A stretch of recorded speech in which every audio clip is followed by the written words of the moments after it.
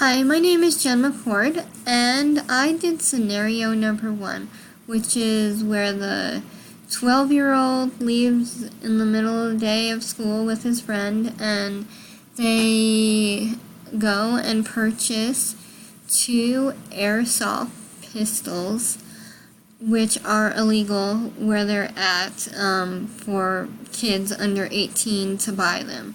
It was my understanding that it's illegal for them to buy them, but as long as there's an adult present, that they might be able to shoot the gun. So keep that in mind when I do this.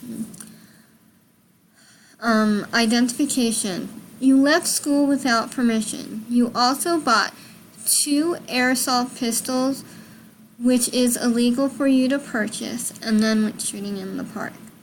Then the impact.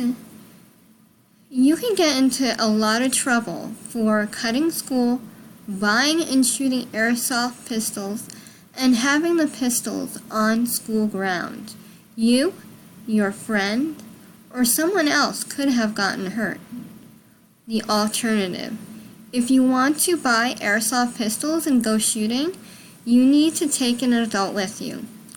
Please understand that an adult needs to be present since it is illegal for those under 18 to purchase airsoft pistols without an adult. And then the punishment, you will have to return the airsoft pistols since you purchased it illegally and apologize to the store manager. Before you can purchase another airsoft gun with an adult present, you need to attend all your classes for 1 month and take a gun safety class. You will not be able to purchase another airsoft gun until I feel you are responsible enough. And then the expectation is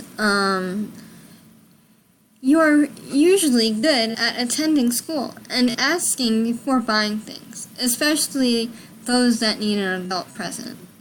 I hope you continue to attend school and ask us whenever you want to purchase something.